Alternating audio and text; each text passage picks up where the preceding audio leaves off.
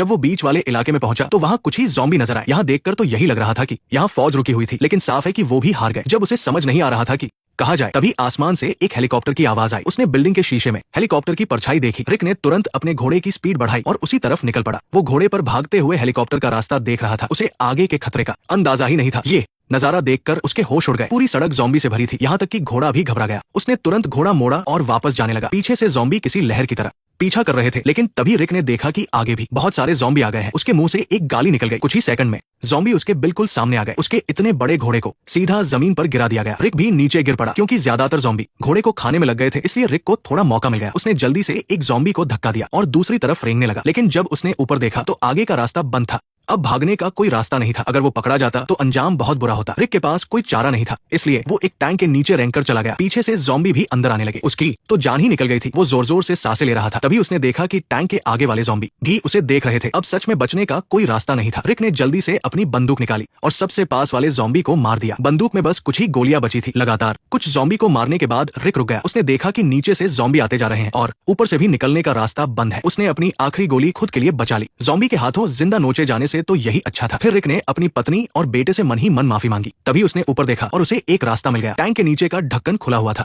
सच में ऊपर वाला कोई न कोई रास्ता निकाल ही देता है। रिक पीछे हटकर दीवार से लग गया और एक लंबी सांस ली। उसकी जान तो बस जाने ही वाली थी। उसने जैसे ही पास पड़ी लाश की बंदूक उठाई, वो लाश अचानक जिंदा हो गई। घबराए हुए रिक ने तुरंत उस पर गोली चला दी। इतनी छोटी जगह में गोली चलने से उसके कान सुन्न हो गए और उसे चक्कर आने लगा। थोड़ी देर बाद रिक को थोड़ा होश आया। उसने टैंक के ऊपर से सिर बाहर निकाला तो देखा कि उसके हथियारों वाला बैग ज़ॉम्बी की भीड़ में गिर गया है। उसने सोचा था कि वो हथियार लेकर यहाँ से निकल जाएगा, लेकिन अब ये नामुमकिन था। तभी कुछ ज़ॉम्बी टैंक के ऊपर चढ़ गए। रिक को हारकर फिर से अंदर आना पड़ा। अब बहुत मुश्किल हो गई थी। ज़ॉम्बी ने उसे हर तरफ से घेर लिया था। जब वो सोच रहा था कि यहाँ से कैसे निकले, तभी टैंक के रेडियो से एक आवाज आई। रिक समझ गया कि शायद बाहर वाले इंसान के पास उसे निकालने का कोई तरीका हो। उसने तुरंत वॉकी टॉकी उठाया और जवाब देते हुए उस आदमी से मदद मांगी। रेडियो वाले आदमी ने कहा कि तुम्हें मेरी नजर से अपनी हालत देखनी चाहिए, पक्का तुम डर के मारे कांपने लगोगे। और ये बात सच भी थी। अगर बाहर से देखा जाए तो रिक की इस वक्त की हालत बहुत ही खराब थी। आदमी ने आगे कहा कि टैंक के दाईं तरफ वाली सड़क पर ज्यादा ज़ॉम्बी नहीं है। इससे पहले कि वो समझ पाए, वहां दौड़कर चले जाओ। वहां एक छोटी गली है, मैं वही तुम्हारा इंतजार करूंगा। शायद तुम्हारे पास यही एक मौका है। रिक ने ये सुना और बिल्कुल भी देरी नहीं की। उस फौजी की बंदूक में कुछ गोलियां थी और उसे एक ग्रेनेड भी मिल गया था।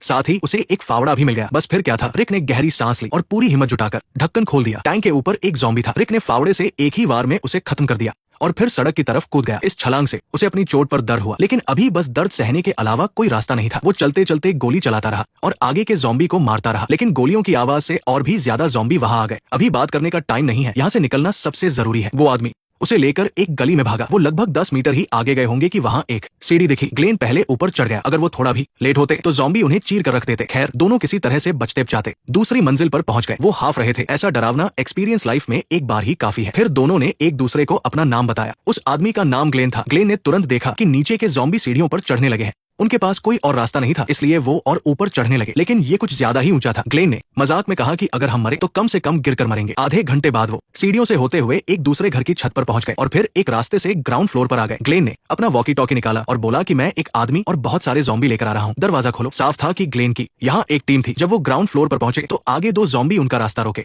खड़े थे। तभी दरवाजे के अंदर से दो हथियारबंद आदमी दौड़कर बाहर आए। वो सीधे ज़ॉम्बी की तरफ भागे। इसी मौके का फायदा उठाकर रिक और ग्लेन तेजी से घर के अंदर दौड़ पड़े। वो दोनों आदमी भी उनके पीछे पीछे आए और दरवाजा बंद कर दिया। वो अंदर आ ही थे कि एक औरत ने रिक के सिर पर बंदूक तान दी। वो बहुत गुस्से में थी और कह रही थी कि ये बेवकूफ हम सबको मरवा देगा। अच्छी बात ये रही कि बाकी लोगों ने आकर उसे शांत किया, लेकिन वो औरत बिल्कुल आउट ऑफ कंट्रोल हो चुकी थी। उसने रोते हुए कहा कि अब हम सब मारे जाएंगे और ये सब तुम्हारी वजह से हुआ है। रिक को समझ नहीं आया कि मामला क्या है। किसी ने उसे कुछ नहीं बताया और उसे आगे की तरफ धकेलते हुए ले गए। वो आदमी उसे धकेलते हुए डांट रहा था और कह रहा था कि रिक को थोड़ा छुपकर काम करना चाहिए था। लगता है हर प्रो प्लेयर शुरुआत में ऐसा ही नौसिखिया होता है। वो सब दरवाजे के पास पहुंचे तो रिक भी हैरान रह गया। असल में शहर के अंदर उसकी हरकतों की वजह से ज़ॉम्बी पागल हो गए थे। इसी वजह से इस टीम की जान खतरे में पड़ गई थी। ऐसा लग रहा था जैसे शीशे टूटने ही वाले हैं। यहाँ तक कि कुछ ज़ॉम्बी तो पत्थर से शीशा तोड़ने की कोशिश कर रहे थे। दरवाजा टूटना बस कुछ ही देर की बात थी। रिक ने उन्हें बताया कि मैं तो बस सड़क पर एक हेलीकॉप्टर का ध्यान अपनी तरफ खींचने की कोशिश कर रहा था। बाकी लोगों को लगा कि वो झूठ बोल रहा है। यहाँ कोई हेलीकॉप्टर कैसे हो सकता है। उन्होंने रिक को बताया कि पूरा शहर तबाह हो चुका है और अब हमें बस खुद पर ही भरोसा करना होगा। तभी अचानक गोली चलने की आवाज आई। उस औरत के मुंह से एक गाली निकली। पक्का ये उस पागल डिक्सन का काम होगा। अभी गोली चलाने से और भी ज्यादा ज़ॉम्बी यहाँ आ जाएंगे। तभी वो सभी जल्दी से छत की तरफ भागे। जब वो छत पर पहुंचे तो उस आदमी ने डिक्सन पर चिल्लाते हुए उसे रुकने को कहा। क्या तुम पागल हो गए हो। जिस डिक्सन की वो बात कर रहे थे वो बहुत ही हट्टा-कट्टा था। उसने उनकी बात पर कोई ध्यान नहीं दिया, बल्कि पीछे मुड़कर हंसते हुए बोला कि जिसके हाथ में हथियार हो उससे तमीज से बात करनी चाहिए। वो मोटा लड़का ये सब बर्दाश्त नहीं कर पाया और आगे आकर उसे सुनाने लगा कि तुम्हारे ऐसे करने से ज़ॉम्बी तो आएंगे ही, साथ ही गोलियां भी बर्बाद होंगी। क्या तुम हमारी टीम के बारे में थोड़ा सा सोच नहीं सकते? लेकिन साफ था कि डिक्सन अपनी मनमानी करने वाला एक खतरनाक इंसान था। उन दोनों के बीच माहौल तुरंत ही गर्म हो गया। डिक्सन ने सीधे तौर पर उसका मजाक उड़ाते हुए कहा कि मुझे किसी काले सुअर से सीखने की जरूरत नहीं है। ये बात सुनते ही दोनों लड़ने लगे, लेकिन डिक्सन बहुत ताकतवर था। उसने उस मोटे लड़के को 2-3 घूंसे मारे और वो पीछे जा गिरा। रिक ने उसे रोकना चाहा, लेकिन डिक्सन ने उसे भी एक घूंसा मारकर गिरा दिया और फिर से उस मोटे लड़के को पीटने लगा। आखिर में वो लड़का एक लोहे के पाइप से टकराकर गिर गया। डिक्सन फिर भी उसे पागलों की तरह लाते मारता रहा। पास खड़े लोग उसे रोक नहीं पा रहे थे। सफेद कपड़े वाले आदमी ने उसे रोकना चाहा, लेकिन डिक्सन ने कोहनी मारकर उसे भी पीछे धकेल दिया। डिक्सन ने अपनी बंदूक निकाल ली और गोली चलाने ही वाला था। वो सच में एकदम पागल था। ग्लेन और उसके दोनों साथी आगे आने की हिम्मत ही नहीं कर पा रहे थे। डिक्सन ने नीचे थूका और फिर उन सबसे बोला कि चलो अब एक मीटिंग करते हैं और डिसाइड करते हैं कि बॉस कौन बनेगा। मैं तो खुद को वोट देता हूँ, तुम सब किसे चुनोगे? जो मुझे बॉस बनाना चाहता है वो हाथ उठाए। किसी की हिम्मत नहीं थी कि वो मना कर सके, इसलिए सबने अपने हाथ उठा दिए। उन्हें डर था कि कहीं ये पागल उन्हें भी न मार दे। ये देखकर वो बहुत खुश हुआ और पूछने लगा, तो अब से मैं यहाँ का बॉस हूँ, किसी को कोई प्रॉब्लम तो नहीं? तभी उस पर किसी ने पीछे से हमला कर दिया। ये रिक था। उसने तुरंत अपने पैर से उसका चेहरा जमीन पर दबा दिया। ये किसी मुजरिम को पकड़ने का पुलिस का तरीका था। फिर उसने डिक्सन का दाया हाथ पाइप से हथकड़ी से बांध दिया। रिक ने उसे खींचकर उठाया और कहा, अब हालात बदल गए हैं। तुम यहाँ रंग भेद वाली बातें नहीं कर सकते और नहीं खुद को सुपीरियर समझ सकते हो। हम सब यहाँ फंसे हुए हैं और हमें जिंदा रहने के लिए एकजुट होना पड़ेगा। पहले तो रिक उसे प्यार से समझाना चाहता था, लेकिन डिक्सन उसकी बातों को सीरियसली नहीं ले रहा था। तो रिक ने भी सख्ती दिखाते हुए सीधा उसके माथे पर बंदूक तान दी और उसे याद दिलाया कि जिसके हाथ में बंदूक हो उसके सामने ज्यादा हीरो नहीं बनना चाहिए। डिक्सन फिर भी नहीं डरा और बोला, तुम एक पुलिस वाले हो, तुम गोली नहीं चलाओगे। रिक ने भारी आवाज में कहा, अब दुनिया खत्म हो रही है, मुझे बस अपनी पत्नी और बेटे को ढूंढना है। जो भी मेरे रास्ते में आएगा मैं उसे जान से मार दूंगा। रिक का गुस्सा देखकर डिक्सन समझ गया कि वो मजाक नहीं कर रहा है। इसके बाद उसने कुछ नहीं कहा। रिक के इस कड़क अंदाज से उसे समझ आ गया कि अब पुराने तरीके काम नहीं आएंगे। शायद इसीलिए वो इस खतरनाक दुनिया में टिक पाया था। अब सबसे जरूरी काम था किसी तरह इस शहर से बाहर निकलना। वो सभी ग्राउंड फ्लोर पर आकर बाहर जाने का रास्ता ढूंढने लगे। ग्लेन ने सीवर लाइन में जाकर देखा तो आगे का रास्ता लोहे की ग्रिल से पूरी तरह बंद था। उसे काटने में कम से कम आधा दिन लग जाता, लेकिन उनके पास इतना टाइम नहीं था क्योंकि ज़ॉम्बी ने शीशे का पहला दरवाजा तोड़ दिया था। उन सबको फिर से छत पर जाना पड़ा। आसपास देखने के बाद रिक ने कहा कि उस ट्रक जैसी गाड़ियों की चाबी ज्यादातर अंदर ही होती है। हमें कोई ऐसा तरीका ढूंढना होगा कि हम उस ट्रक को यहाँ ले आए और सबको यहाँ से निकाल ले। लेकिन ट्रक तक कैसे पहुंचे, ये एक बड़ी प्रॉब्लम थी। थोड़ा सोचने के बाद रिक ने कहा कि ज़ॉम्बी सिर्फ आवाज और बदबू से ही हमारी तरफ आते हैं। अगर हम उनके खून और मांस को अपने ऊपर लगा ले तो शायद हम उनके बीच से निकल सकते हैं। बिना देर किए रिक ने अपने ग्लव्स पहने और कपड़े बदल लिए। उन्होंने पीछे का दरवाजा खोला और उस लाश को घसीटकर अंदर ले आए। अब उनका अगला काम उस ज़ॉम्बी के टुकड़े टुकड़े करना था। रिक ने फायर हाइड्रेंट से कुल्हाड़ी निकाली और पूरी हिम्मत के साथ उस लाश के पास गया। बाकी सब एक दूसरे को देख रहे थे। उन्हें यकीन नहीं हो रहा था कि क्या सच में उन्हें ऐसा करना होगा। रिक कुल्हाड़ी लेकर उसे काटने ही वाला था, लेकिन वो रुक गया। उसके लिए भी ये करना थोड़ा मुश्किल था। उसने खुद को थोड़ा संभाला और फिर रिक ने जोर से कुल्हाड़ी मार दी। ये देखकर बाकी लोगों को एकदम से उल्टी जैसा महसूस हुआ और वो वहां से अपनी नजरें हटा ली। ग्लेन ने अपने दोनों हाथों से अपना सिर पकड़ लिया। इसे देखकर लगता नहीं कि वो लोग अगले कुछ दिनों तक कुछ खा पाएंगे। इसके बाद सबसे आखिरी काम था उस ज़ॉम्बी के खून को अपने ऊपर मलना। ग्लेन को लग रहा था कि ये तो ज़ॉम्बी से बचकर भागने से भी ज्यादा खराब है। रिक आखिर एक पुलिस वाला था, इसलिए वो दिमागी तौर पर बाकी सबसे ज्यादा स्ट्रांग था। उसने तय किया कि वो और ग्लेन दोनों जाकर गाड़ी लेकर आएंगे। जाने से पहले उसने हथकड़ी की चाबी उन लोगों को दे दी। वो किसी को भी यहाँ मरने के लिए नहीं छोड़ सकता था। फिर वो दोनों सड़क पर आ गए। उनके हाथों में हथियार थे और वो ज़ॉम्बी की तरह ही चलने की एक्टिंग करते हुए बाहर निकले। इस गली में सिर्फ 2 ही ज़ॉम्बी थे। अगर उन्होंने इन दोनों को पहचान लिया तो वो उसी टाइम इन पर हमला कर देंगे। जब वो ज़ॉम्बी के पास से गुजरे तो उन्होंने बस एक बार देखा और उन्हें अपने जैसा ही समझ लिया। ग्लेन ने राहत की सांस ली। लगता है उनका ये तरीका सच में काम कर गया था। फिर वो दोनों गाड़ियों के बीच से होते हुए मेन सड़क की तरफ जाने लगे। बाहर ज़ॉम्बी बहुत ही ज्यादा थे। वो लोग बिल्कुल भी रिस्क नहीं ले सकते थे, इसलिए वो धीरे धीरे आगे बढ़ रहे थे और इस तरह वो धीरे धीरे आगे बढ़े। बाकी लोग उन्हें बाहर जाते हुए देखकर तुरंत ऊपर की तरफ भागे और उन्हें देखने लगे। उनकी घबराहट देखकर डिक्सन भी डरने लगा कि कहीं वे उसे वहीं न छोड़ दें। लेकिन उस आदमी ने उसकी तरफ ध्यान नहीं दिया और बस उस मोटे लड़के से कहा कि वो बेस कैंप से मदद मांगे। वहीं दूसरी तरफ वे लोग रिक और ग्लेन को जल्दी जल्दी ढूंढने लगे। लेकिन तभी अचानक आसमान में बिजली कड़कने लगी। डिक्सन ने पूछा कि क्या वो पुलिस वाला हथकड़ी की चाबी भी साथ ले गया है। मोटे लड़के ने कुछ नहीं कहा, बस हाथ में चाबी निकालकर उसे घूर कर देखा। तब जाकर डिक्सन ने राहत की सांस ली। वहीं दूसरी तरफ शहर के बाहर वाले कैंप में एमी ने कहा कि काफी रात हो गई है, अब तक उन्हें लौट आना चाहिए था। पहले शेन और बाकी लोग भी तो यहीं से सामान ढूंढने गए थे। वैसे यहाँ एक बात बतानी जरूरी है कि रिक की पत्नी लोरी शेन और कार्ल को एक साथ खुश देखकर बहुत अच्छा महसूस कर रही थी। उन्हें देखकर ऐसा लग रहा था जैसे बाप और बेटे के बीच बहुत प्यार हो। उसका और शेन का रिश्ता अब काफी आगे बढ़ चुका था और जो कुछ होना था वो पहले ही हो चुका था। तभी रेडियो पर कुछ आवाज आई और उस बुजुर्ग ने तुरंत जवाब दिया। मोटे लड़के ने कहा कि हम मुसीबत में हैं और एक स्टोर के अंदर फंस गए हैं। बाहर हर तरफ ज़ॉम्बी ही ज़ॉम्बी है। उनकी हालत जानने के बाद कुछ लोग उन्हें बचाने जाना चाहते थे, लेकिन शेन ने उन्हें रोक दिया। वो यहाँ एक लीडर की तरह काम कर रहा था और वो कभी नहीं चाहता था कि बाकी लोग अपनी जान खतरे में डालें। उसकी ये बात सुनते ही एमी भड़क गई, क्योंकि उसकी बहन भी वही फंसी थी। शेन ने उसे बस यही समझाया कि ये दुनिया का अंत है और हम सिर्फ अपनी जान ही बचा सकते हैं। जाहिरा तौर पर किसी और को उसकी ये बात समझ नहीं आती। वही रिक और ग्लेन को चलते हुए काफी देर हो गई थी। जॉम्बीज भी उन्हें अपना ही साथी मान चुके थे। ग्लेन को तो अब तक यकीन नहीं हो रहा था कि ये तरीका सच में काम कर जाएगा। उन्होंने बस 2 बातें ही कही थी कि तभी एक जॉम्बी की नजर उन पर पड़ गई, लेकिन वो भी बस कुछ ही सेकंड के लिए हुआ था। पर बदकिस्मती से तभी तेज बारिश शुरू हो गई। अगर ऐसा ही चलता रहा तो उनके शरीर पर लगा खून जल्दी ही धुल जाएगा। ऊपर छत पर खड़े तीनों लोग बस यही दुआ कर रहे थे कि ये तेज बारिश जल्दी से रुक जाए। कुछ ही मिनटों बाद उनके आसपास के जॉम्बीज को भी अजीब सी महक आने लगी थी और वे बेचैन होने लगे। उन सबकी नजरें रिक और ग्लेन पर टिक गई थी। अब वे दोनों भी बस यही सोच रहे थे कि जब तक वे हमला नहीं करते तब तक हम भी कुछ नहीं करेंगे। लेकिन आखिरकार एक जॉम्बी ने झपट्टा मार ही दिया और रिक से भी रहा नहीं गया। उसने एक कुल्हाड़ी से सीधा वार कर दिया। दोनों तुरंत वहां से भागने लगे और उनके पीछे जॉम्बीज का पूरा झुंड पागल हो गया था। उन्हें जॉम्बीज को मारते हुए अपना रास्ता बनाना पड़ा और वे जल्दी ही वहां पहुंच गए जहां एक ट्रक खड़ा था। उन्होंने अपने हथियार अंदर फेंके और तेजी से बाहर फांद गए, लेकिन ये लोहे का दरवाजा ज्यादा देर तक नहीं टिकने वाला था। रिक वहां रुककर गोलियां चलाने लगा ताकि ग्लेन को समय मिल सके। उसने चाबियों का बक्सा खोला और ट्रक की चाबी निकाल ली। दोनों ने एक पल की भी देरी नहीं की और तुरंत गाड़ी स्टार्ट कर दी और उसे बैक करने लगे। तभी वो बाड़ भी टूट गई और बहुत सारे जॉम्बी अंदर घुसने लगे। उनके पास कोई रास्ता नहीं था, इसलिए वे वहां से निकल गए। ऊपर खड़े लोगों ने उन्हें जाते देखा तो सोचा कि रिक उन्हें छोड़कर भाग गया है। वे प्रार्थना कर रहे थे कि वे जल्दी वापस आ जाएं। गाड़ी शहर के बाहर की तरफ जा रही थी। आगे बैठे ग्लेन की तो रोने जैसी हालत हो गई थी, क्योंकि रिक ने अभी अभी उसे एक काम सौंपा था कि पीछे आ रहे जॉम्बीज का ध्यान भटकाना है और उसके बाद रिक नीचे शटर वाले दरवाजे पर जाकर बाकी लोगों को बचा लेगा। ध्यान भटकाने का सबसे अच्छा तरीका था शोर मचाना। इसके बाद रिक ने एक कार का शीशा तोड़ दिया, जिससे उसका अलार्म बजने लगा। रिक ने एक खास तरीके से कार स्टार्ट की और ग्लेन उसी स्पोर्ट्स कार को चलाकर निकल पड़ा। उसका काम जॉम्बीज को अपनी तरफ खींचना था। फिर उसने वॉकी टॉकी से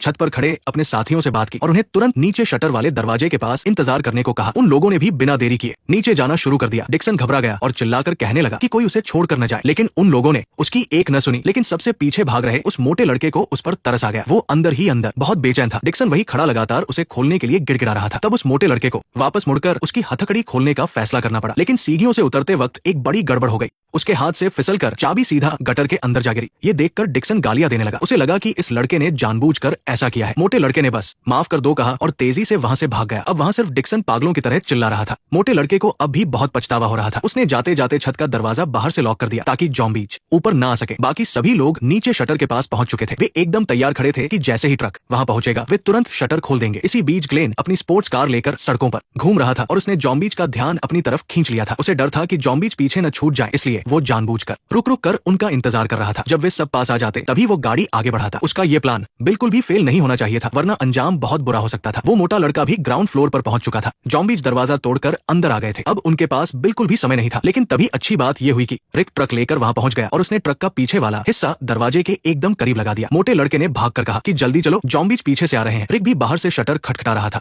इशारा मिलते ही उन लोगों ने जल्दी से शटर उठाया और ट्रक में चढ़ने लगे। वही छत पर फंसा डिक्सन किसी भी तरह से हथकड़ी नहीं खोल पा रहा था। वो जोर जोर से उस मोटे लड़के को नरक में जाने की बद्दुआ दे रहा था। उनका ट्रक अब शहर के बाहर की तरफ निकल चुका था। रिक ने पीछे मुड़कर अपने साथियों को देखा और उसे समझ आ गया कि डिक्सन उनके साथ नहीं आया है। मोटे लड़के ने खुद को कोसते हुए कहा कि उसने चाबी खो दी थी। बाकी लोगों ने भी चुप रहने में ही भलाई समझी। ऐसे बुरे इंसान के लिए कोई कुछ नहीं बोलना चाहता था। दूसरी तरफ ग्लेन अब पूरी तरह से आजाद महसूस कर रहा था। उसने तो अपनी जिंदगी में कभी स्पोर्ट्स कार चलाई ही नहीं थी। छत पर खड़े डिक्सन की घबराहट अब और बढ़ गई थी, क्योंकि जॉम्बीज दरवाजे तक पहुंच चुके थे। अगर उस मोटे लड़के ने बाहर से ताला न लगाया होता तो अब तक उसका खेल खत्म हो चुका होता। लेकिन इस कमबख्त हथकड़ी से वह छूट ही नहीं पा रहा था। तभी उसकी नजर दूर रखी एक आरी पर पड़ी। उसने अपनी बेल्ट से उसे खींचने की कोशिश की। अब वो जिंदा बचेगा या नहीं, ये सिर्फ भगवान भरोसे था। इधर कैंप में सबने एक स्पोर्ट्स कार को आते देखा जिसका अलार्म अभी भी बज रहा था। आखिरकार शेन ने एक तार खींचा, तब जाकर वो शोर बंद हुआ। ग्लेन ने सभी को बताया कि सारे लोग सुरक्षित हैं और बस आते ही होंगे। उसके इतना कहते ही ट्रक भी वहां आ गया। अपनों को सुरक्षित देखकर सभी उनसे गले मिलने लगे। उनका ये सफर मौत के मुंह से बाहर आने जैसा था। दूसरों के परिवारों को एक साथ देखकर कार्ल को फिर से अपने पापा की याद आने लगी। शेन ने पूछा कि तुम लोग वहां से कैसे बचकर निकले। ग्लेन ने बताया कि एक नए आदमी ने हमारी मदद की है। रिक भी ट्रक से नीचे उतरा। ग्लेन उसे सबके सामने मिलाते हुए बता रहा था कि वो भी एक पुलिस वाला है। शेन उसे देखकर हैरान रह गया। रिक को भी अपनी आंखों पर यकीन नहीं हो रहा था। लोरी और कार्ल ने भी पलटकर देखा। अरे ये तो पापा है। रिक खुशी के मारे कुछ बोल ही नहीं पा रहा था। सच में भगवान की बड़ी कृपा थी। कार्ल रोते हुए दौड़कर उसके गले लग गया। इस तरह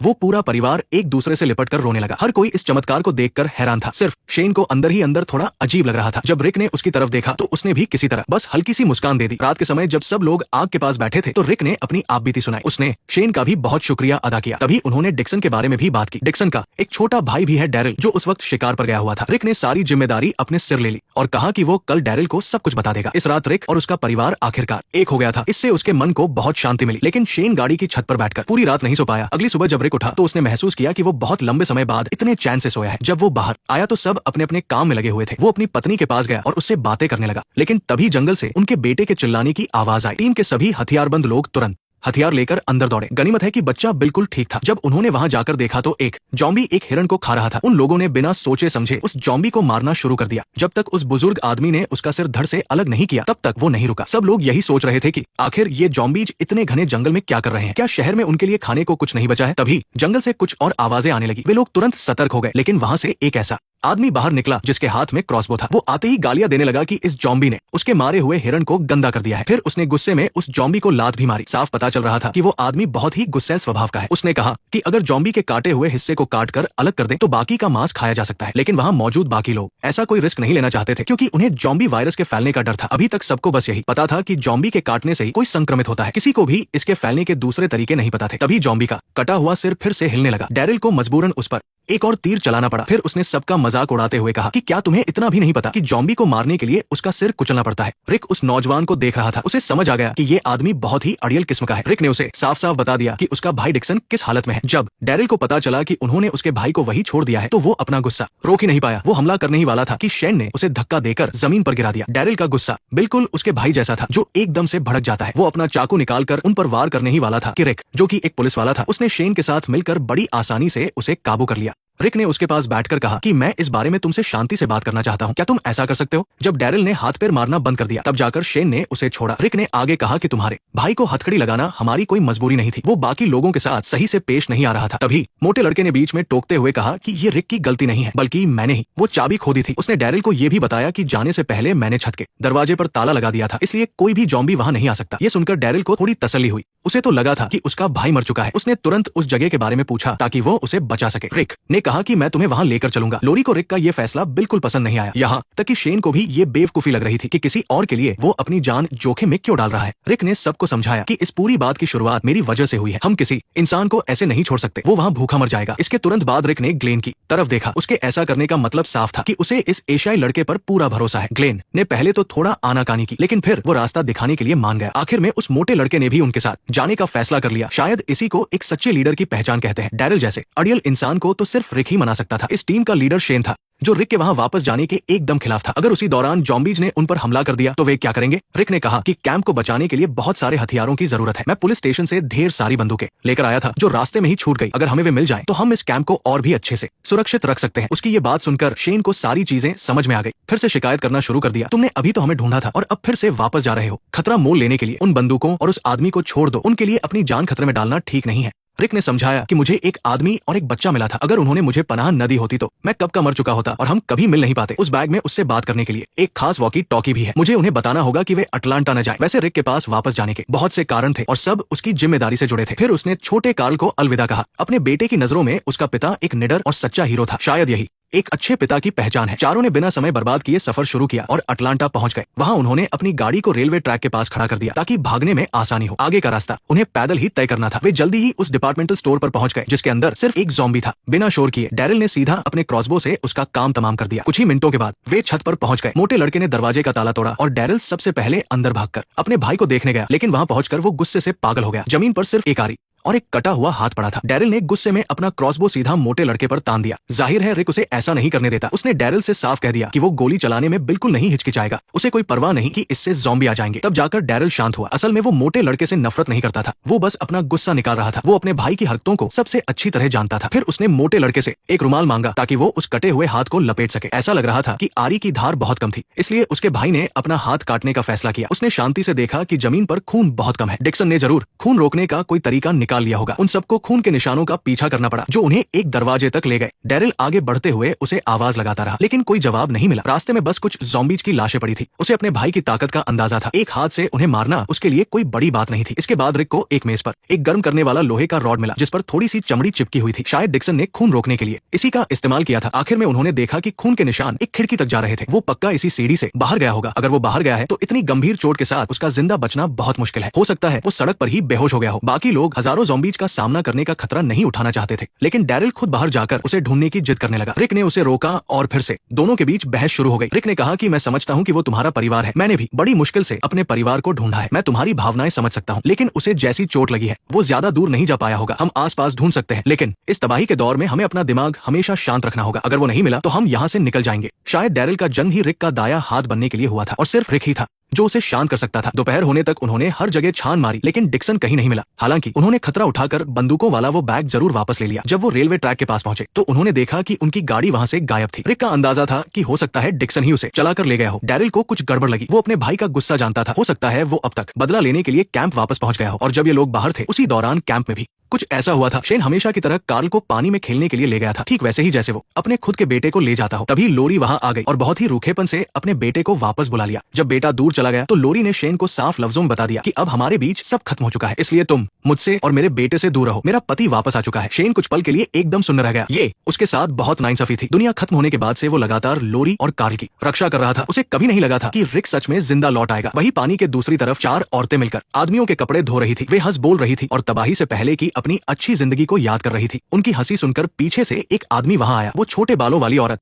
कैरोल का पति था जो कि हमेशा अपनी बीवी के साथ मारपीट करता था। उसने कैरोल पर चिल्लाते हुए कहा कि अपना ध्यान कपड़े धोने पर लगाओ, बकवास बंद करो। ये कोई कॉमेडी क्लब नहीं है। एंड्रिया एक पढ़ी लिखी औरत थी। जाहिर है उसे ये सब बिल्कुल पसंद नहीं आया। उसने आगे बढ़कर उस आदमी को समझाने की कोशिश की लेकिन उस आदमी पर इसका कोई असर नहीं हुआ। उल्टे उसने कई गालियां दी और उसे अपने काम से काम रखने को कहा। उसने कहा कि ये उसका पारिवारिक मामला है। फिर उसने कैरोल को अपने साथ चलने का आदेश दिया। एंड्रिया जानती थी कि अगर कैरोल उसके साथ वापस गई तो वो उसे फिर से मारेगा। उसने कैरोल को समझाया कि उसे डरने की जरूरत नहीं है। इस बात से वो आदमी और भड़क गया। उसने सबके सामने ही कैरोल को एक जोरदार थप्पड़ जड़ दिया और फिर वो उसे जबरदस्ती खींचकर ले जाने लगा। जब उनके बीच ये बहस चल रही थी तभी शेन वहां आया और एक ही झटके में उस आदमी को जमीन पर पटक दिया। फिर उसने उसे बुरी तरह पीटना शुरू कर दिया। उसे खुद भी याद नहीं कि उसने कितने घूंसे मारे जब तक कि उस आदमी का चेहरा लहूलुहान नहीं हो गया। उसने लोरी को लेकर जो भी गुस्सा था वो सब भी उस आदमी पर निकाल दिया। फिर उसने उसे चेतावनी दी कि आइंदा अगर तुमने अपनी पत्नी पर हाथ उठाया या कैंप के किसी भी इंसान को चोट पहुंचाई तो मैं तुम्हें जिंदा नहीं छोड़ूंगा। वो आदमी बस गिड़गिड़ाते हुए माफी मांगता रहा। कैरोल एक तरफ खड़ी थी। उसे कोई खुशी नहीं हो रही थी बल्कि उसे अपने पति को इस हालत में देखकर बुरा लग रहा था। शेन अपना गुस्सा निकालने के बाद वहां से चला गया। कैरोल अपने पति के सामने खड़ी होकर बार बार माफी मांग रही थी कि ये सब उसकी गलती की वजह से हुआ है। वो आदमी टेंट के अंदर जाकर थोड़ा संभला तो जरूर लेकिन वो बाहर जाकर खाना नहीं खाना चाहता था। वो अपनी बेटी को भी वही अपने पास रोकना चाहता था। कैरोल कोई बहाना बनाकर अपनी बेटी को वहां से ले गई। अगर बेटी न होती तो वो ये सब जुल्म क्यों सहती। इसके बाद सभी लोग कैंप में सुकून से बैठकर रात का खाना खाने लगे और उधर रिक के ग्रुप के पास कोई गाड़ी नहीं थी। उन्हें डर था कि डिक्सन कैंप पर हमला कर सकता है, इसलिए वो जितनी जल्दी हो सके वापस भाग रहे थे। डिक्सन तो वहां नहीं आया लेकिन कैंप पर एक बहुत बड़ी मुसीबत जरूर आ गई। वो आदमी अपने टेंट में सो रहा था। तभी अचानक उसे बाहर कुछ आहट सुनाई दी। उसे लगा कि शायद उसकी पत्नी फिर से उसे परेशान करने आ गई है। वो जैसे ही उसे सबक सिखाने के लिए उठा उसने देखा कि वो एक ज़ॉम्बी था। वो उसे देखकर पूरी तरह से डर गया था। पल भर में ही ज़ॉम्बी ने उसे जमीन पर गिराकर मार डाला और भी कई ज़ॉम्बीज अंदर आ चुके थे। एंड्रिया की बहन एमी गाड़ी से कुछ सामान निकालने गई थी। गाड़ी से उतरते ही उसका सामना भी एक ज़ॉम्बी से हुआ जिसने सीधा उसके हाथ पर काट लिया। खाना खा रहे लोगों को तब जाकर इस खतरे का एहसास हुआ। देखते ही देखते पूरे कैंप में दहशत फैल गई। शेन ने बिना देर किए अपनी बंदूक निकाली और लोरी को बचाने के लिए गोलियां चला दी। क्योंकि रिक और बाकी लोग कैंप से बाहर थे इसलिए कैंप में लड़ने वाले बहुत कम लोग बचे थे। कुछ लोगों को तो ज़ॉम्बीज ने पहले ही काट लिया था और उनका बचना नामुमकिन लग रहा था। एमी के शरीर पर भी काटने के बहुत सारे घाव थे। एंड्रिया पूरी तरह टूट चुकी थी। उसने अपनी ही आंखों के सामने अपनी बहन को ज़ॉम्बीज का शिकार होते देखा। उसे दर्द से तड़पते देखकर उसे समझ नहीं आ रहा था कि वो उसे कैसे बचाए। शेन ने बंदूक निकाली और कुछ औरतों और बच्चों को अपने पीछे छुपा लिया ताकि उन्हें बचा सके। अब पूरा कैंप लगभग तबाह हो चुका था। ज्यादातर लोगों के पास ज़ॉम्बीज से लड़ने का कोई अनुभव नहीं था। जो आदमी लड़ सकते थे वो बस अपने अपने परिवार को बचाने में लगे थे। वो लड़ते हुए पीछे हट रहे थे। ज़ॉम्बीज की तादाद बहुत ज्यादा थी लेकिन गनीमत ये रही कि ठीक उसी वक्त रिक और बाकी लोग वहां पहुंच गए। उन सभी के हाथों में बंदूकें थी और पल भर में ही पासा पलट गया। कुछ ही मिनटों में उन्होंने कैंप के सारे ज़ॉम्बीज का सफाया कर दिया। रिक ने जब देखा कि उसका बेटा बिल्कुल ठीक है तो उसने चैन की सांस ली। इस बार उन्हें बहुत भारी नुकसान उठाना पड़ा था। अब जिंदा बचे लोगों की गिनती मुश्किल से 10 के करीब रह गई थी। अपने साथियों को इस तरह मरते देखकर किसी को भी अच्छा नहीं लग रहा था। एंड्रिया की बाहों में उसकी बहन ने भी दम तोड़ दिया था। वो फूट फूट कर रो रही थी। अगले दिन सुबह डैरिल ने सभी ज़ॉम्बीज को एक बार फिर से चेक किया और फिर उन्हें एक साथ इकट्ठा करके जला दिया। वही एंड्रिया लगातार अपनी बहन की लाश के पास ही बैठी रही और बस उसे एकटक देखती रही। बाकी लोगों ने आकर उसे समझाया कि उसे जाने दो, लाश को ठिकाने लगाना जरूरी है, लेकिन एंड्रिया ने कोई जवाब नहीं दिया। रिक ने खुद जाकर उसे समझाने की कोशिश की, लेकिन उसे क्या पता था कि एंड्रिया सीधा उसके सिर पर ही बंदूक तान देगी। वो अपने दिल ही दिल में रिक को भी कसूरवार मान रही थी। उसे लग रहा था कि अगर वो लोग बाहर नहीं जाते तो शायद ऐसा कुछ नहीं होता। रिक उसे ऐसे ही छोड़कर वापस आ गया। सफाई का काम अभी भी चल ही रहा था। डैरिल और उसका साथी अपने साथियों की लाशों को भी जलाने जा रहे थे, लेकिन ग्लेन ने उन्हें ऐसा करने से रोक दिया। उसका मानना था कि ज़ॉम्बीज को जलाया जाता है, हमारे जो साथी मारे गए हैं उन्हें दफनाना चाहिए। जिन साथियों के साथ उन्होंने इतना वक्त बिताया था उनसे सबका लगाव था, इसलिए फिर किसी ने कुछ नहीं कहा। तभी दूसरी तरफ जैकी जोर से चिल्लाई। उसने देखा कि जिम के शरीर से खून बह रहा था। पक्का उसे किसी ज़ॉम्बी ने काटा होगा। सब लोग तुरंत भागकर वहां पहुंच गए। मोटे लड़के ने उसे पकड़ा और डैरिल ने कपड़े हटाकर देखा तो सच में वहां ज़ॉम्बी के काटने का निशान था। वहां एकदम सन्नाटा छा गया। ये वो बात थी जो कोई भी देखना नहीं चाहता था। डैरिल ने कहा कि बेहतर होगा अगर मैं इसी वक्त कुदाल मारकर इसका काम तमाम कर दूं, और साथ ही उसने ये भी कहा कि अगर मुझे ज़ॉम्बी काट ले और तुम मेरे साथ ऐसा करो तो मैं तुम्हारा शुक्रगुजार रहूंगा। बूढ़े डेल ने भी डैरिल की बात से सहमति जताई, लेकिन रिक ने विरोध करते हुए कहा कि जिम अभी कोई ज़ॉम्बी नहीं बना है और न ही वो कोई पागल कुत्ता है। वो अभी सिर्फ एक मरीज है। ऐसी चीजें हमारे ग्रुप में शुरू नहीं होनी चाहिए। हमारी भी कुछ हदें हैं और मैंने सुना है कि सीडीसी में इसके इलाज पर काम चल रहा है। अगर हम वहां पहुंच गए तो वो बच सकता है। लेकिन शेन ने इस बात से इनकार करते हुए कहा कि सीडीसी भी कब का तबाह हो चुका होगा। हमें जिस जगह जाना चाहिए वो यहाँ से मीलों दूर फोर्ट बेनिंग है। वो एक मिलिट्री बेस है और वहाँ कड़ी सुरक्षा है। हम वहाँ पूरी तरह महफूज रहेंगे। डैरिल को उनके बहस करने से कोई मतलब नहीं था। उसने कहा तुम लोगों को जो करना है करो, और अपनी कुदाल उठाकर सीधा जिम को मारने के लिए निकल पड़ा। रिक ने फिर से अपनी बंदूक निकालकर उसे शांत रहने को कहा और बताया कि हम जिंदा इंसानों को नहीं मारते। हैरानी की बात थी कि इस मामले में शेन ने भी रिक का ही साथ दिया। शायद दोनों के पुलिस वाले होने की वजह से ऐसा हुआ हो। एंड्रिया ने अपने हाथ में रखा हुआ वो रुमाल खोला। उसके अंदर वही नेकलेस था जो वो डिपार्टमेंटल स्टोर से लाई थी। आज उसकी बहन का जन्मदिन था और वो उसे दे भी नहीं पाई कि दोनों हमेशा के लिए बिछड़ गए। कुछ ही देर बाद उसकी बहन ज़ॉम्बी में बदलने लगी। रिक और शेन ने अपने हथियार निकाल लिए। वो जैसे ही आगे बढ़ने वाले थे, एंड्रिया ने उसे मैं तुमसे प्यार करती हूँ कहा और फिर खुद ही उसे हमेशा के लिए सुला दिया। वो असल में अपनी बहन की मौत के लिए रिक को कसूरवार नहीं मानती थी, बल्कि खुद से नफरत कर रही थी कि वो उस वक्त अपनी बहन के साथ क्यों नहीं थी। उधर कैरोल ने भी खुद ही अपने पति की लाश को ठिकाने लगाया। वो रोती भी जा रही थी और साथ ही कुदाल भी चला रही थी, मानो इतने सालों का सारा गुस्सा और तकलीफ वो आज ही निकाल देना चाहती हो। अब वो अपने और अपनी बेटी के लिए एक नई जिंदगी शुरू कर सकती थी। इस पूरे हादसे से रिक को बहुत दुख हुआ था, लेकिन उसे लगता था कि उसने कुछ भी गलत नहीं किया है। अगर वो अपने साथ वो बंदूकें वापस न लाता तो शायद आज उनमें से कोई भी जिंदा नहीं बचता। कैंप की साफ सफाई और सारे काम निपटाने के बाद शेन ने सभी को एक मीटिंग के लिए बुलाया। उसने बताया कि वो रिक की बात से सहमत है और हमें सीडीसी जाना चाहिए। अगली सुबह रिक जल्दी ही पहाड़ी की चोटी पर चला गया। उसने वॉकी टॉकी से मॉर्गन से बात करने की कोशिश की, लेकिन उधर से कोई जवाब नहीं मिला। फिर भी उसने मॉर्गन के लिए एक वॉइस मैसेज छोड़ दिया कि वो उनसे सीडीसी में मिले। सब लोग अपना सामान बांधकर वहां से जाने के लिए तैयार थे, लेकिन एक परिवार ने उनसे अलग होने का फैसला किया। उस आदमी का मानना था कि उसे अपने परिवार की हिफाजत खुद करनी होगी, इसलिए वो अपने रिश्तेदारों के पास जा रहे थे। रिक ने उन्हें नहीं रोका, बल्कि अपनी एक पिस्तौल और कुछ गोलियां निकालकर उन्हें दे दी। बाकी लोगों ने भी उन्हें विदा किया। इस तबाही के दौर में वो एक दूसरे को सिर्फ दुआएं ही दे सकते थे। सबने अपना सफर शुरू किया। रिक ने मॉर्गन के लिए वहां एक निशानी छोड़ दी और फिर सब लोग अपनी मंजिल की ओर निकल पड़े। जिस जिम को ज़ॉम्बी ने काटा था वो भी आरवी में उनके साथ ही था। एक घंटे बाद आरवी के पाइप में कोई खराबी आ गई और उसका इंजन बहुत गर्म हो गया। ब्रेक के दौरान जैकी कार से नीचे आई और सबको बताया कि जिम की हालत बहुत खराब है। रिक उसे देखने कार में गया। जिम ने कहा कि उसकी हड्डियां टूट चुकी है और कार के झटकों से उसे असहनीय दर्द हो रहा है। उसने कहा कि मुझे यही छोड़ दो। रिक उसे छोड़ना नहीं चाहता था, लेकिन उसने जिम की बात मान ली और उसे एक पेड़ के नीचे लेटा दिया। जिम को वहां का शांत और खुली हवा वाला माहौल बहुत अच्छा लगा। सबने उसे अलविदा कहा क्योंकि वो सब एक साथ लड़े थे। रिक उसे एक बंदूक देना चाहता था, लेकिन जिम ने मना कर दिया। इसके बाद सभी लोग सीडीसी की तरफ बढ़ गए। शाम के समय वो आखिरकार अपनी मंजिल पर पहुंच गए। जब वो कार से उतरे तो उन्होंने देखा कि जहां उन्हें सेना के होने की उम्मीद थी वो जगह भी बर्बाद हो चुकी थी। वहां बहुत बदबू थी और हर तरफ लाशें ही लाशें थी। ऐसा लग रहा था कि वहां कोई बड़ी जंग हुई थी। सभी लोग अपनी नाक बंद करके वहां से गुजर रहे थे। जमीन पर इतनी सारी लाशें थी कि उन पर चलते हुए किसी को भी डर लग सकता था। जब वो दरवाजे के पास पहुंचे तो उन्होंने देखा कि दरवाजे पूरी तरह से बंद थे। लग रहा था कि अंदर कोई नहीं है। तभी उनके पीछे से ज़ॉम्बी आने लगे। डैरिल को बहुत गुस्सा आया और उसने रिक को ताना मारा कि वो सबको मौत के मुंह में ले आया है। बच्चे डर के मारे रोने लगे और बड़े आपस में झगड़ने लगे। अगर वो शेन की बात मानकर मिलिट्री बेस चले जाते तो अच्छा होता। अब उनके पास कोई सामान नहीं था और आज की रात काटना भी मुश्किल था। जब वो वापस जाने लगे तभी रिक की नजर ऊपर लगे। एक कैमरे पर पड़ी जो हिल रहा था। मतलब अंदर कोई न कोई था। असल में अंदर बैठा एक डॉक्टर उन्हें देख रहा था, लेकिन वो उन्हें अंदर नहीं आने देना चाहता था। शेन ने रिक को समझाया कि ये सिर्फ एक ऑटोमेटिक कैमरा है, पर रिक दरवाजा पीटते हुए जोर से चिल्लाने लगा, मुझे पता है तुम अंदर हो और हमारी आवाज सुन सकते हो। मेरी विनती है, हम पूरी तरह से हार चुके हैं, हमारी मदद करो। हमारे साथ औरतें और बच्चे हैं। हमारे पास न खाना है और न पेट्रोल। हमारे पास जाने के लिए कोई जगह नहीं है। और तभी आसपास के ज़ॉम्बी उनकी तरफ बढ़ने लगे। अंदर बैठा डॉक्टर भी बहुत बेचैन था और समझ नहीं पा रहा था कि क्या करे। जब सब लोग निराश होकर लौटने वाले थे तभी सीडीसी का दरवाजा खुल गया। किसी ने भी देर नहीं की क्योंकि उनके पास कोई और रास्ता नहीं था। सीडीसी का हॉल एकदम खाली था, वहाँ कोई इंसान नजर नहीं आ रहा था। तभी उनके सामने एक आदमी हथियार लिए हुए खड़ा हो गया। उसने पूछा कि क्या तुम में से कोई इन्फेक्टेड है? रिक ने सच बताते हुए कहा कि जिसे इन्फेक्शन हुआ था वो यहाँ तक पहुंच ही नहीं पाया। उस आदमी ने कुछ नहीं कहा, बस पूरी टीम को ध्यान से देखा। उनके साथ औरतें और बच्चे थे और वो बुरे लोग नहीं लग रहे थे, इसलिए उसने अपनी बंदूक नीचे कर ली और उनसे जल्दी से अपना सामान अंदर लाने को कहा। जैसे ही दरवाजा बंद हुआ वो लॉक हो गया। सब लोग अपनी जान बचाकर खुश थे, इसलिए उन्होंने उसकी बात पर ध्यान नहीं दिया कि दरवाजा अब नहीं खुलेगा। उन्होंने फटाफट सामान अंदर रखा और दरवाजा बंद कर दिया। इसके बाद डॉक्टर जेनर उन सबको बेसमेंट में ले गया। फिर डॉक्टर ने ऊपर देखकर जोर से आवाज लगाई और अचानक पूरी लैब की लाइटें चालू हो गई, लेकिन वहाँ सच में कोई और नहीं था। रिक ने उस खाली हॉल को देखकर पूछा कि यहाँ कोई और क्यों नहीं है? जेनर ने जवाब दिया कि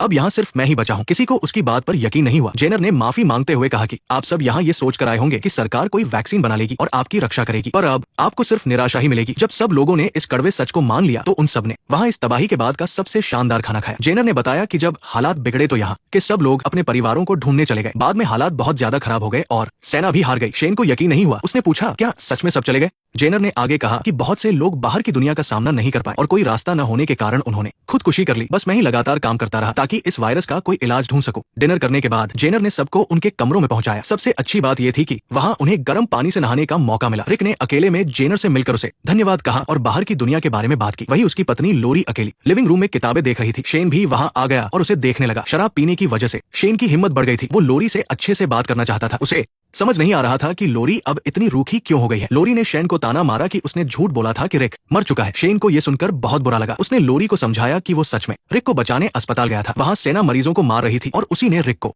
छिपाया था। उस समय रिक की धड़कन रुक चुकी थी। पता नहीं वो जिंदा कैसे बच गया। ये सब कहते हुए शेन काफी जज्बाती हो गया। उसने आगे कहा कि अगर तुम रिक के साथ अस्पताल में होती तो कभी वहां से नहीं निकल पाती और शायद घर पर ही मारी जाती। सच तो ये है कि मैंने ही तुम्हारी और तुम्हारे बेटे की जान बचाई और हर कदम पर रक्षा की। ये कहते कहते शेन ने लोरी के साथ जबरदस्ती करनी शुरू कर दी। वो बस उसके करीब जाना चाहता था। आखिरकार लोरी ने उसे जोर से धक्का देकर उसकी गर्दन पर खरोंच मार दी। तब जाकर शेन को होश आया और वो गुस्से में कमरे से बाहर चला गया और लोरी वहां अकेली रोती रही। अगले दिन ब्रेकफास्ट करते समय रिक ने अपने दोस्त की गर्दन पर चोट का निशान देखा। शेन ने बस इतना कहा कि सोते समय गलती से खरोंच लग गई थी। नाश्ते के बाद भी सबके मन में बहुत सारे सवाल थे, इसलिए जेनर उन्हें अपनी लैब में ले गया ताकि वो उनके सारे सवालों के जवाब दे सके। वहाँ एक बड़ी स्क्रीन पर इंसानी दिमाग की तस्वीरें दिखाई गई जिस पर कई सारे चमकते हुए बिंदु थे। जेनर ने बताया कि यही एक इंसान की जिंदगी के अनुभव और यादें होती हैं जो हर इंसान को अलग बनाती है। फिर उसने एक और दिमाग की तस्वीर दिखाई जिसे कुछ देर पहले ही ज़ॉम्बी ने काटा था। उसमें से रोशनी धीरे धीरे कम होने लगी और वो पूरी तरह से काला पड़ गया। इसका मतलब इंसान की मौत हो चुकी थी। जेनर ने आगे कहा कि मौत के बाद इंसान ज़ॉम्बी बन जाता है। इस प्रोसेस में कम से कम 3 मिनट और ज्यादा से ज्यादा 8 घंटे लगते हैं। ये वायरस दिमाग में दोबारा हरकत पैदा करता है, लेकिन सिर्फ उतने हिस्से में जिससे शरीर हिलडुल सके।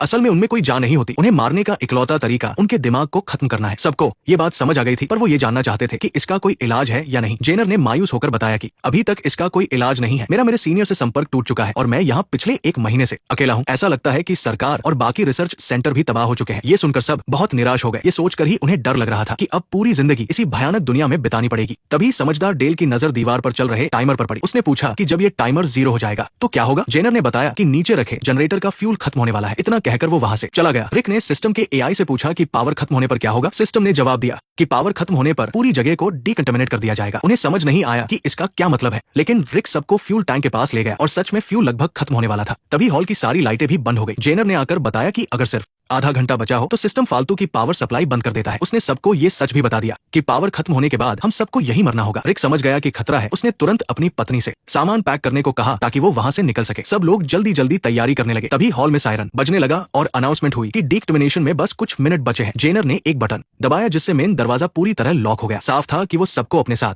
वही मारना चाहता था। डैरिल को बहुत गुस्सा आया और वो दरवाजा खुलवाने के लिए जेनर पर हमला करने लगा, लेकिन उसके एक साथी ने उसे रोक लिया। रिक ने पास आकर एकदम शांति से जेनर से दरवाजा खोलने को कहा, पर जेनर ने कहा कि ऊपर का दरवाजा लॉक हो चुका है और यहाँ के दरवाजे भी बंद है। मैं कुछ नहीं कर सकता, ये सब सिस्टम के कंट्रोल में है। रिक ने दोबारा पूछा कि कुछ मिनटों बाद यहाँ क्या होने वाला है? जेनर ने भी चिल्लाकर कहा कि तुम लोगों को अंदाजा भी है कि ये कौन सी जगह है? यहाँ बहुत खतरनाक चीजें रखी है, जानलेवा बायोलॉजिकल हथियार और इबोला जैसे तबाही मचाने वाले वायरस। जब ये लैब काम ही नहीं कर पाएगी तो तुम्हें क्या लगता है सिस्टम इसे कैसे साफ करेगा? सब लोग एकदम खामोश हो गए। इसका मतलब था कि सब मारे जाएंगे। इसके बाद जेनर ने कहा कि यहाँ न्यूक्लियर बम जितना ताकतवर एक बम फटेगा जो पूरी हवा को जला देगा और यहाँ मौजूद हर जिंदा चीज को राख कर देगा। इसमें कोई दर्द नहीं होगा और ये मौत का एक बहुत अच्छा तरीका है। औरतें और बच्चे डर के मारे रोने लगे। बस कुछ आदमियों ने हार नहीं मानी और लोहे के दरवाजे को कुल्हाड़ी से तोड़ने लगे, पर उनकी सारी मेहनत बेकार थी क्योंकि वो दरवाजा रॉकेट हमले को भी झेल सकता था। जेनर ने कहा कि अब इस दुनिया में कोई उम्मीद नहीं बची है, तो क्या बिना दर्द के मरना सही नहीं है? शेन का दिमाग खराब हो चुका था। उसने अपनी बंदूक निकाली और जेनर को डराने लगा। फिर उसने पागलों की तरह आसपास की मशीनों पर गोलियां चलानी शुरू कर दी ताकि अपना गुस्सा निकाल सके। आखिरकार रिक ने उसे रोका। ऐसे समय में हिंसा करने से कोई समस्या हल नहीं होने वाली थी। रिक ने सबकी तरफ देखा। हर किसी के चेहरे पर जिंदा बचने की चाहत थी। उसने जेनर से कहा कि तुमने जो कहा कि कोई उम्मीद नहीं है, वो एक बार फिर से सोचो। अगर ऐसा ही होता तो तुम भी बाकी लोगों के साथ भाग जाते या आत्महत्या कर लेते। तुमने यहाँ टिके रहने का सबसे मुश्किल फैसला किया। हमें भी अपनी जिंदगी का फैसला खुद करने का हक होना चाहिए। लोरी ने भी गिड़गिड़ाते हुए कहा कि हमें एक बार कोशिश तो करने दो, हम जिंदा रहना चाहते हैं। जेनर उनकी बातों से पिघल गया। उसने कहा कि मैं यहाँ का दरवाजा तो खोल सकता हूँ, पर बाहर का लॉक नहीं खोल सकता। इसके बाद उसने पासवर्ड डाला और वो दरवाजा आखिरकार खुल गया। अब उनके पास सिर्फ 4.5 मिनट बचे थे। सब लोग अपनी जान बचाकर बाहर की तरफ भागे, पर हैरानी की बात यह थी कि जैकी ने वही रुकने का फैसला किया। वो ज़ॉम्बी नहीं बनना चाहती थी और बिना दर्द के मरना ही उसके लिए सुकून की बात थी। ये उसका अपना फैसला था, इसलिए किसी ने उसके साथ जबरदस्ती नहीं की। यहाँ तक कि एंड्रिया ने भी रुकने का मन बना लिया। अपनी बहन के मरने के बाद उसकी भी जीने की चाह खत्म हो गई थी। डेल भी उसे समझाने के लिए वही रुक गया। बाकी लोग जो बाहर भागे थे उन्होंने शीशा तोड़ने की कोशिश की, लेकिन बहुत मेहनत के बाद भी शीशा नहीं टूटा। गोलियां चलाने पर भी सिर्फ हल्के निशान ही पड़े। तभी कैरोल भाग कर आई और बोली कि उसके पास कुछ है जो काम आ सकता है। जब उसने रिक के कपड़े धोए थे तो उसे ये चीज मिली थी। ये वही ग्रेनेड था जो रिक को टैंक के अंदर मिला था। किसी ने नहीं सोचा था कि ये ग्रेनेड आज उनकी जान बचाएगा। एक जोरदार धमाके ने आखिरकार शीशे को उड़ा दिया। उनके बाहर निकलते ही वहां कुछ भटके हुए ज़ॉम्बी आ गए। वो लोग लड़ते हुए अपना रास्ता बनाने लगे। अब एक एक सेकंड बहुत कीमती था। जैसे ही वो कार स्टार्ट करने वाले थे, उन्होंने देखा कि डेल एंड्रिया को मनाकर बाहर ले आया था। वो दोनों भी दौड़कर कार की तरफ आ गए। अब